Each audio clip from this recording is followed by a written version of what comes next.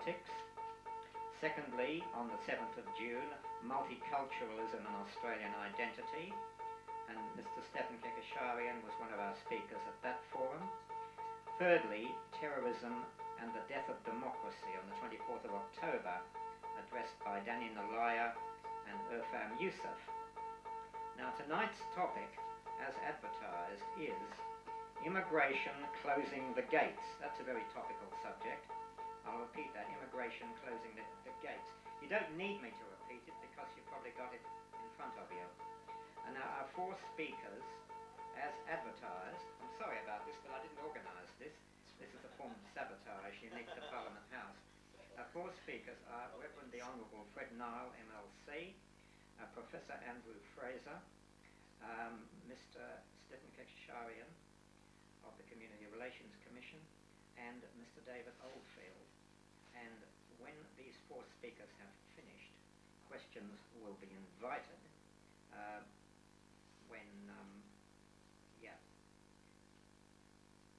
and then hopefully there will be enough time for questions. Now when you ask your questions, keep them very brief and to the point. Keep them very, very brief indeed, because as it is, we're not going to have quite sufficient time for the questions we would like, but there will be no questions until all four speakers have finished, and then when that happens, after that at 9:30 there will be supper. Supper will be served at 9:30. Now the first speaker in our lineup is very well known to you, the Reverend Fred Nile, MLC. Now the Reverend Fred Nile was National Coordinator of New South Wales Director of the Festival of Light, 1974 to 81. He was elected to the upper house of New South Wales Parliament in 1981. From 1987, he represented the Call to Australia. He was re-elected in 1991, 1999, and again in this year, 2007. He represents the Christian Democratic Party in the upper house. Now, he's been a well-known public speaker in Australia and overseas for over 40 years. He's got an enviable record of being a public defender of Christian values in Australia and overseas, and he has had a major impact on legislation in New South Wales. I'd like you to welcome Reverend Fred Nile, please.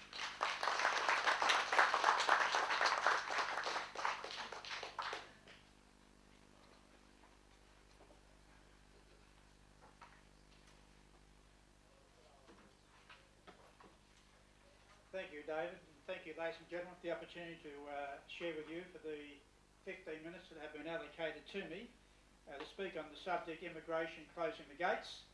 But my topic is immigration, open the gates. Open the gates. What do I mean by that? Well, I've been proposing that we increase our immigration migration numbers from 120, in fact double them to 240,000, and that we increase our refugee quota from, I understand, about 12,000 to 25,000. So I'm all in favour of keeping the doors open so people can come to Australia from all nations, of all races, colours and cultures. But I've stressed, and I've put out a copy of a petition that I've prepared, it's got nothing to do with Round Table, it's not endorsed by them, or perhaps endorsed by any other political party, to give priority to Christians on the basis that I want to see Australia remain a Christian nation. And I know that can be debated, is Australia a Christian nation? I believe it is, and I've put a few facts on that petition sheet that you have, we put them on your seat, because I listed a number of relevant facts that support my proposition that we should favour migrants and refugees who are Christians, irrespective of their race or colour. So it's not a racist policy. Some people said that's a racist policy. It's not. And I've put on that petition some of these facts that our Australian Constitution acknowledges Almighty God. It says, humbly relying upon the blessing of Almighty God, and that is Christian God. It's not referring to Allah or to Buddha or any other religious figure, but to the Christian God, the creator of the heavens and the earth. Our census indicates in the previous census, and I hope it will be as strong in the one that's been held, but the figures haven't been released, that 69% of our Australian population asserted that they were Christian on the census form indicating that they were Anglicans, Catholic, Baptist, Presbyterian. You add all those Christian denominations up, including, of course, all the large, huge numbers of people that have come to Australia who are Christians from non-Western nations. The thousands of people that come from Korea, who are very strong Christians. In fact, many of them are stronger Christians than I am, that have come to Australia. There's probably 50,000 in Sydney. The Christians that have come from Lebanon, the Christians that have come from the Middle East, from Arabic countries, and so on. From Vietnam, a large number of Catholics came from Vietnam. So that's the basis of that percentage.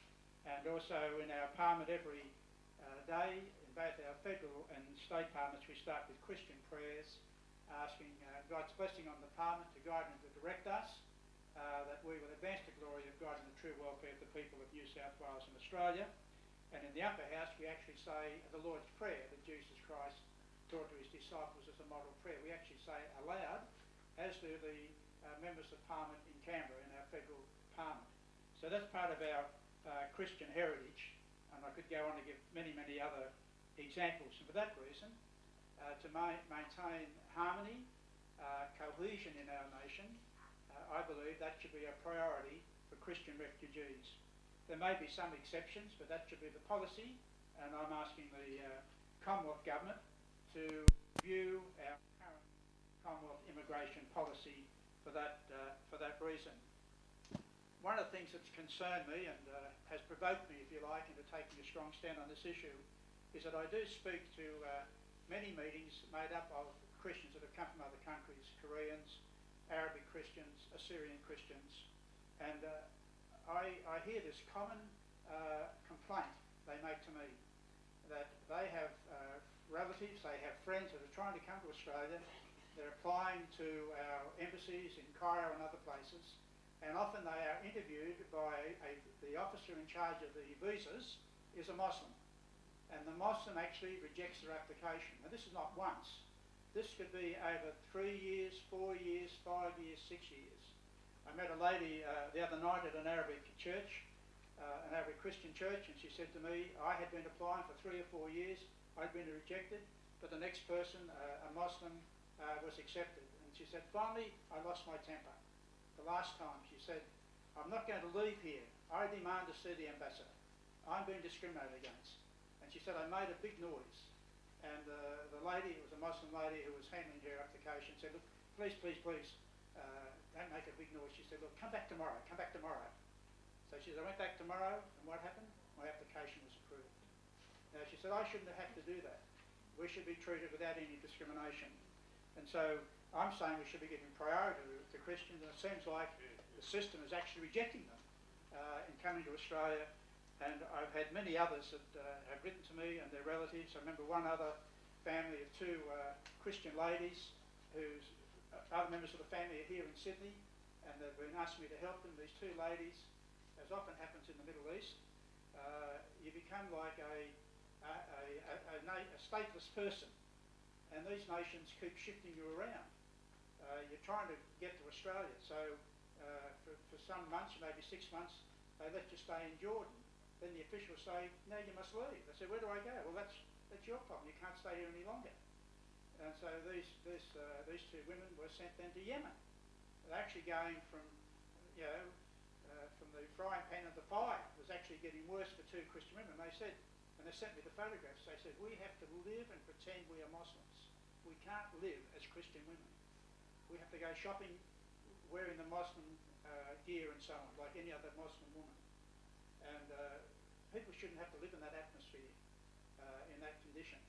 And yet that couple, those 2 women, have been rejected again in their applications. I was just talking to some of the Christians that have come from Iraq, and one man was very anxious. He said, Fred, you've got to help my village. My village is 2,000 people. I thought he wanted me to help his family. He said, I want you to get the village here. There's 2,000 people in the village, and the Muslims are attacking the people in the village, threatening them. say unless you convert to Islam, then we'll take your life. If you don't convert, you must leave your home. Take nothing with you. Just walk out. Not sell your house, not sell it to another Muslim person. Just walk out and leave your possessions. Otherwise you'll lose your life. And this man was really terrified for his family and relatives and the clan, you could say. And I said, how many? He said, 2,000. I said, I don't know, I get 2,000 people to come to Australia. And we'll do anything. If we're intelligent people, we're educated people, we'll do anything. And we would work hard. We'd be an asset to the nation. Now that creates a major problem for our immigration policy. And of course, I've just heard of a large suburb in Baghdad where, again, the people have been terrorised in the same way and threatened to leave. I've heard another report, and I believe these reports, they're first-hand reports, where some of the Christians have been forced to flee from Iraq for safety into Syria. And again, they're not often welcome in Syria. And Syria said, after a short time, you must go back to Iraq, and forced them back across the border, waiting for them across the border where some of these Islamic terrorists who then attacked the 300 or so Christians. Just forced them back almost into a trap so their lives could be taken. So I feel very angry about that, and I believe our nation, as we sing in our national anthem, we have our planes, we're open to welcome people. Let's welcome people, especially those who desperately need help. Now the second part of that petition, and this is the controversial aspect, I raised the issue because of the potential for social disharmony, not that it's occurring in a major way in Australia at this moment, although there are signs of it, as we've seen, but certainly it's a very serious problem now in the UK, in France, in Holland, in the Scandinavian countries. And I believe we should step back and just see how we can avoid the problems that those societies are now having. I've done interviews with some of the people when I made my announcement about a moratorium on Muslim immigration for 10 years. I had actually people ringing me from the BBC in London and other countries in Europe saying, fancy someone proposing that. And the BBC normally would not be sympathetic to the views I was saying. But you know, the interviewer said, well, maybe we should have done that earlier, but it's too late for the UK. That's what they were saying to me on the radio program. It's too late for us. It's now an academic issue where we've got a massive problem. And what concerned me about that situation that's occurring, I've been able to get some a combination of surveys that have been taken in the UK amongst the Muslim community. Because there's one of the, I suppose one of the myths is that yes, there's a large population of Muslims, it may be 2 million or more, we're never quite sure how many. The Muslims claim we underestimate the numbers.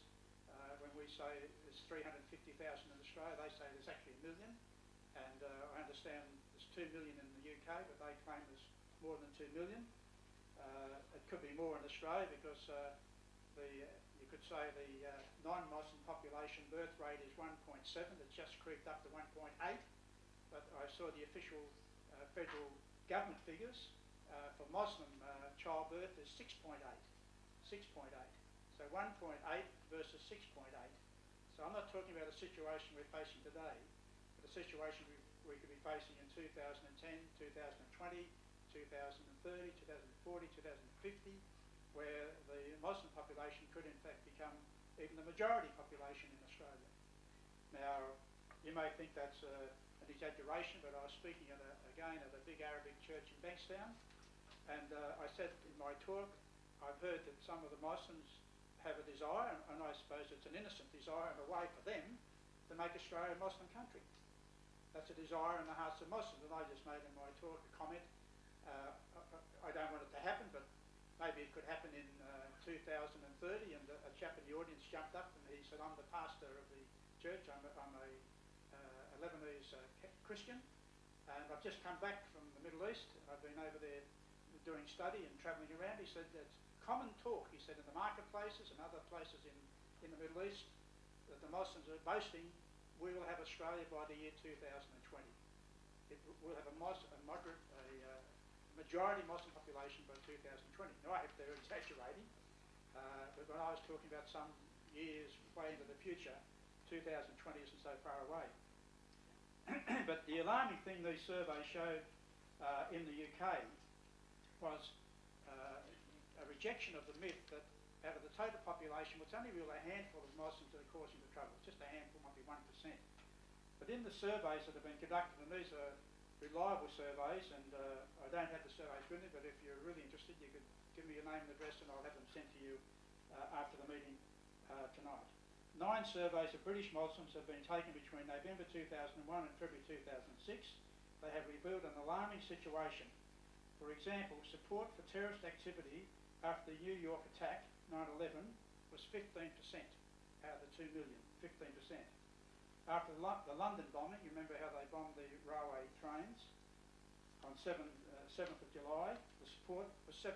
These are Muslims saying, we support the bombing of those innocent British passengers going to work. Then 8.5 favoured these past attacks and further actions representing hardcore support for terrorism. 24% sympathised to some degree with the motives of the London suicide bombers. 31% regarded British Jews as legitimate targets. 31%.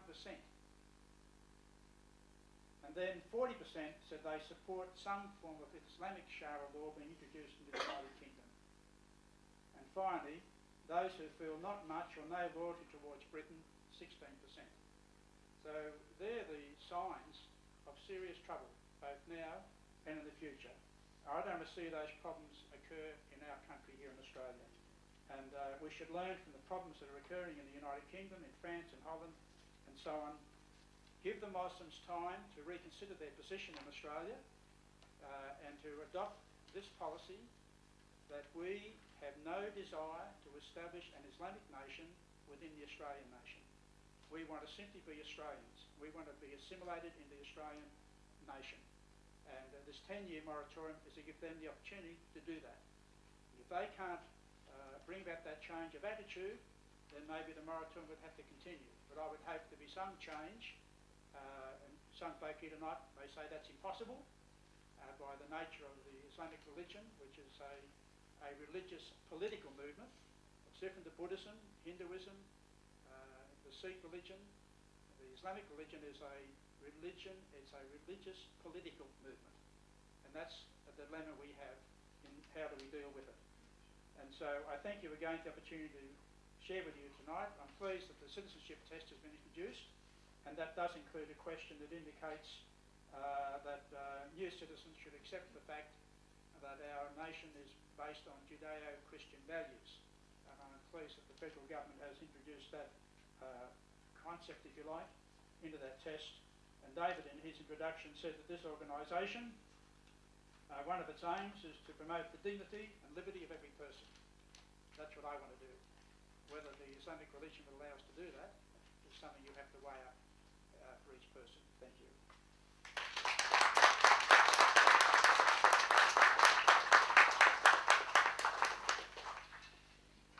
Thank you very much, Reverend Niall, because now we know why you have a reputation for being a politically cutting-edge voice in the House. You can express a policy which has got international ramifications in a clear and concise way, so that everybody knows exactly where you are at.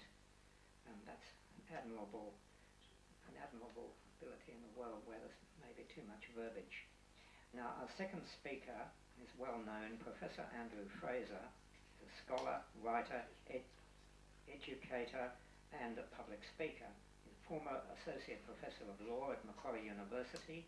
He's lectured in the history and philosophy of law and public law, and American constitutional history, and also immigration and race relations. His books include The Spirit of the Laws and Reinventing Aristocracy. His current research project is Anglo-Saxon Anglophobia, Its Causes and Cure. He was born in Canada, and please welcome Professor Andrew Fraser.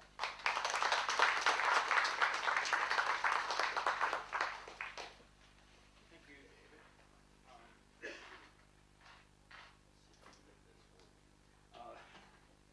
Keep track of the time here. I guess my basic premise is that the White Australia policy was a great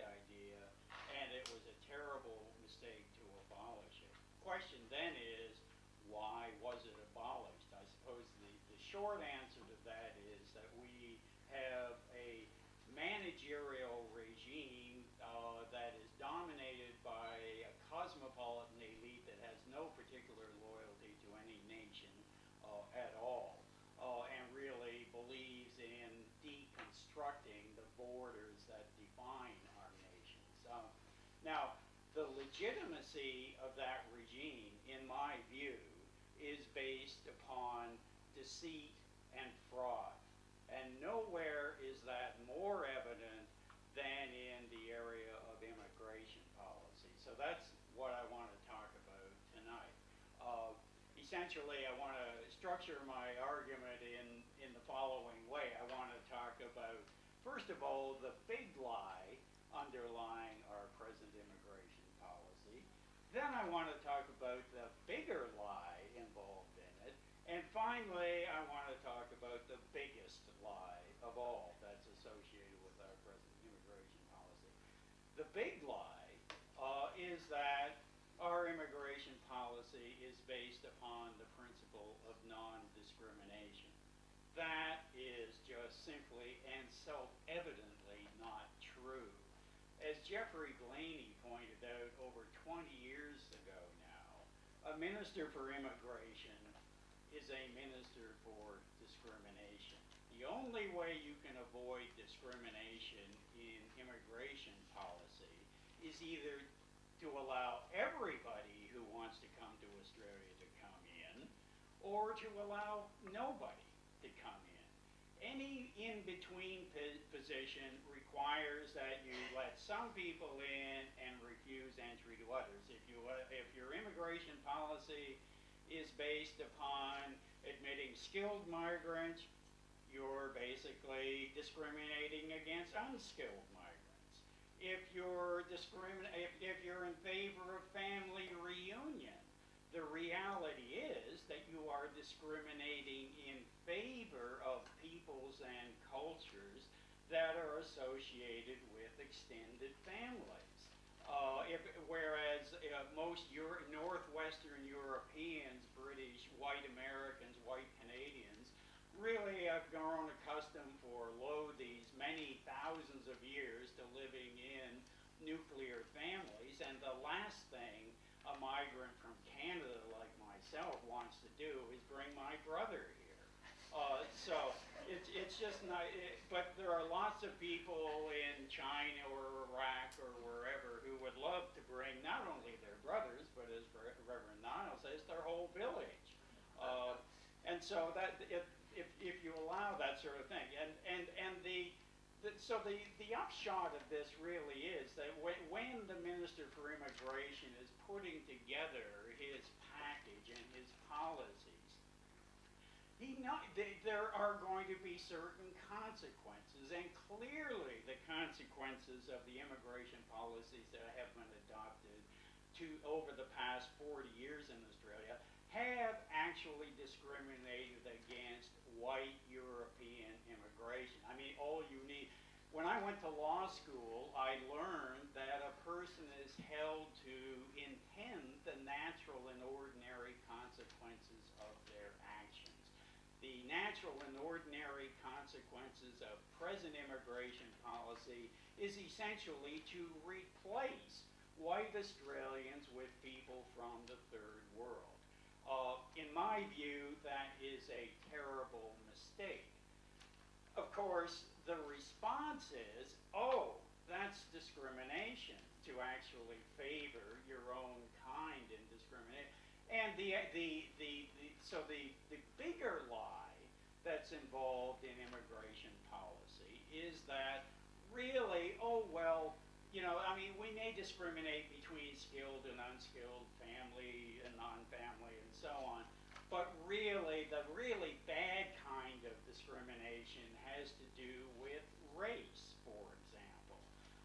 And it's bad, apparently, because there are either, oops, I never quite learned how to organize that thing, but either race doesn't exist, and so therefore you shouldn't really make a distinction between people from here or people from there on the basis of just an obvious obviously superficial characteristic like skin color, or race does exist, but we're all just essentially equal. Now, this is a lie. For many, many years now, we have been encouraged to believe that bigger lie, but science, fortunately, is coming to our rescue. It is becoming undeniably clear that people of different races are different. They are different in terms of their cognitive abilities. Africans, to use one example, sub-Saharan Africans test regularly, no matter how many times you do the test and how you redesign the test. Their average IQ is somewhere in the region of 70 to 75. East Asians are somewhere in the area of 105. Ashkenazi Jews test out at around an average of 110. White Europeans are somewhere sort of around 100. That's where, the baseline has been set. Athletic ability. We all know that white people can't jump, apparently, because there's so many blind. But of course, actually, the Lithuanian basketball team may be putting the lie to that particular racial stereotype. But we do know that whites can swim better than blacks. And why is that? Basically because black people actually tend to have higher bone density. And so they don't float as well. So that's why they're not very good swimmers and so on. But East Africans are very hard to beat when it comes to long distance running. West Africans are very hard to beat when it comes to sprints and so on. So we know that these kinds of differences exist. Temperament. We know that, how many people know somebody from China? How many people observe those little Chinese kids who are so easy to get to go to coaching class on Sunday morning and Mandarin class on Saturday morning? No problem. But try to get a Sudanese kid to do that kind of regime, you're going to have a very tough time. Even white Australian kids would jack up at that. So, and there are obviously differences in adult temperament as well. One of the most important differences, however, between races has to do with in explaining, let's say, Reverend Niles' altruistic sort of approach. He basically is prepared to open the floodgates to people from anywhere, especially if they're a hard luck story. White people are more altruistic. That's why they're Christians. Other people are much more rooted in a culture that values ethnic solidarity. And that is a very important difference, because when you import people into your Anglo-Saxon country who are really conscious of their race and are determined to promote the interests of their race over your race, your whole political system changes. What you get is an ethnic or racial spoil system. And that's clearly what's happening to our political system. It's no longer a system where we just have individual citizens seeking to promote their own particular version of the public good. No, Anglo-Saxon or Anglo-Celtic Australians may still think in those terms. Dutch people may think in those terms. But I can assure you that the Chinese, the Sudanese, the Iraqis, and so on do not think in those terms. The Muslims certainly do not. Okay, so what is the biggest lie? The biggest lie of all is that discrimination is bad. this is this is the civilization destroying lie to end all lies. Because in fact, in Western societies, we know that we think of our society in terms of different levels of reality. We think of the political and legal realm. We think of the social realm. We think of the private realm. The thing about the public realm is that there, equality makes sense. You know, why should one person's vote count for anything and more than another person's vote? But we also don't allow just anybody to vote. You have to be 18. Before, not so very long ago, you had to be 21. Not so very long before that, you had to be male. You know, all of those kinds of things. The private realm is a realm which is really about exclusivity. I can do whatever I want. I can marry a black woman if I want, and you might not like it, but it's really my business.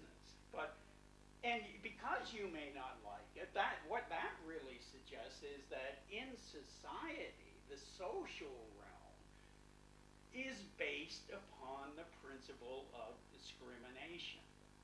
Okay, if you want to have a chess club, you are inevitably going to have to exclude people who want to play poker. Okay, I mean that's what being and this is not some radical right-wing idea. I mean the argument I'm making I first came across in the work of a woman, a New York Jew called Hannah Arendt. And she was making an argument in the 1950s, about segregation in the South, and she published this article in a left-wing magazine in New York, and it didn't make her very popular. But the essence of her argument was that education is a social thing. It's what parents do with their children, and if white parents in the South, let's say, in the 1950s, don't want to send their kids to a school with any significant number of black students in it, what is the problem? I mean, why shouldn't they be allowed to do that? That's what freedom of association is about. That's what a free society means. Similarly, she said, if I, as a Jew, want to go to a resort in the Catskills, which only allows Jews to stay there, what's the problem? You might not want to apply that principle to the Hilton downtown, but then that's okay, because the Hilton is kind of a public institution. It's not, nobody goes to the Hilton to hobnob with the other guests. It's just like it's like being in a big airport. Okay, there's no social kind of interaction that really goes on with the mass of the guests. And so the point is that the immigration policy is about maintaining the society as a whole. And we have the right, it seems to me, to exclude people who are not like us. And the test really, I mean, of course, we've been denied that right. And just to make sure that this mass third world immigration policy applies, discrimination on the social level has been outlawed.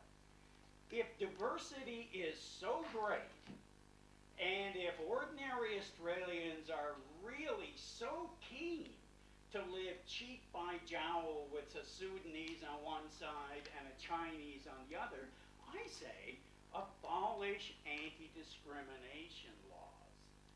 Allow people to, let's say, go back to restrictive covenants, where they can put a restrictive covenant on their deed saying, this house can only be sold to someone like me. And if people really like, again, diversity, well, nobody will take up that opportunity. But it seems to me what we need instead of anti-discrimination laws, are pro-discrimination laws so that we can be a free people once again.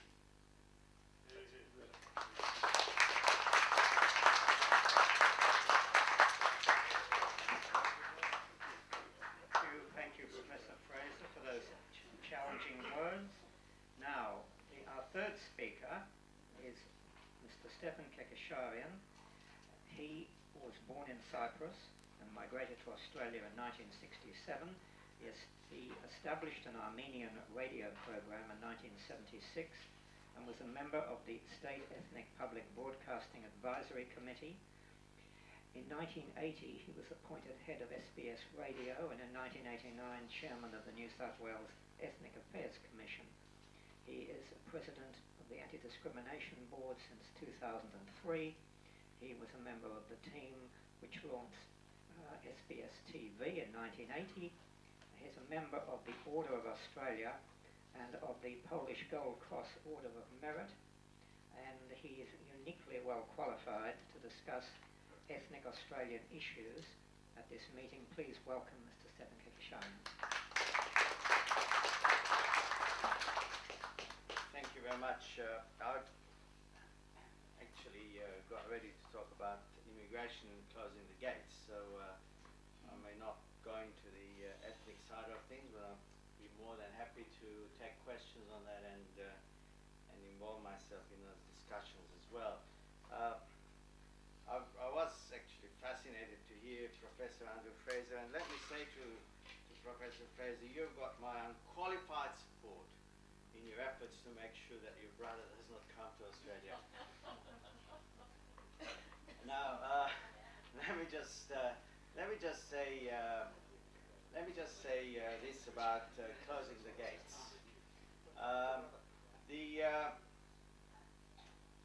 I'm reminded of this character, Middle Eastern character, who's called Nasreddin Hoxha, who was receiving regular complaints from his neighbors about his farm animals moving out of his area and grazing on his neighbors' lands. So to quell this discontent within his neighborhood, he did something really wonderful. He erected a gate and he put a padlock to it. And of course the neighbors were not happy because he never put a fence around his land. So when I thought about this subject matter, closing the gates, that's the kind of gate which came to my mind. Because we have to realize that if we're going to take this subject literally, closing the gates means stopping immigration into Australia. That's what it means to me.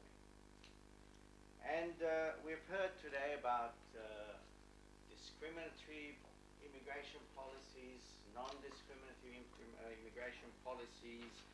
We've heard about various characteristics, but let me just bring to your attention the following. Australia encouraged immigration for a very simple egocentric reason, and that was to fuel its economic development. There's no other reason for it. Because if you go back to the debates which took place in Parliament in 1901 during the establishment of the Commonwealth, it was very much intended that Australia would become the last bastion of the Anglo-Saxon ethos, and that no one would be allowed into this country. But I'm quite fascinated always when I look at some of those quotations and some of those speeches made during that debate, because the approach was not white supremacist.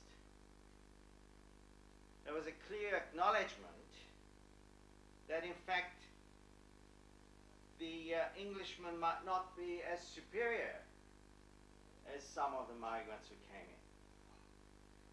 Our first Prime Minister, Edmund Barton, said, and I quote, "I do not think that the doctrine of the equality of man was really ever intended to include racial equality, between the Englishman and the Chinaman.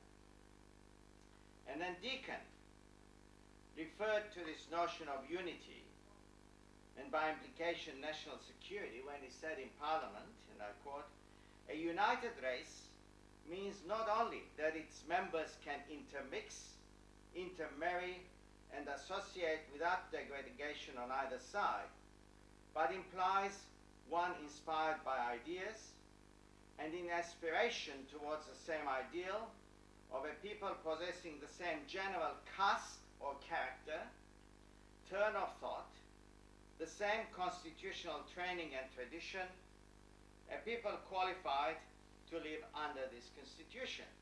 Now, Deacon then went on to say the following, and I quote again, "The Japanese require to be excluded because of their high abilities. It is the business aptitude and the general capacity of these people that makes them dangerous, and the fact that while they remain an element of our population, they are incapable of being assimilated." So there was a sense of inferiority as well at the time. Now, we progressively lowered the barriers because there was a realization that to develop this huge continent, we needed people. Populate or perish. Yeah, with why? Australians? This is what you're bringing. Hey, no interruptions, please. Yeah, that's okay. Look, I don't bring anyone in. I'll come to that in a minute. I don't bring anyone in. Populate or perish. Because people in Australia were afraid that they might perish if this continent is not populated. And therefore, immigration was encouraged from England. Even the first immigrants from Ireland were not welcome. It wasn't until Governor Macquarie changed the law that Catholics could hold masses, church mass, without permission from the government. The Irish people were not allowed to speak Gaelic. That was the extent of the laws of this country. But populate or perish, because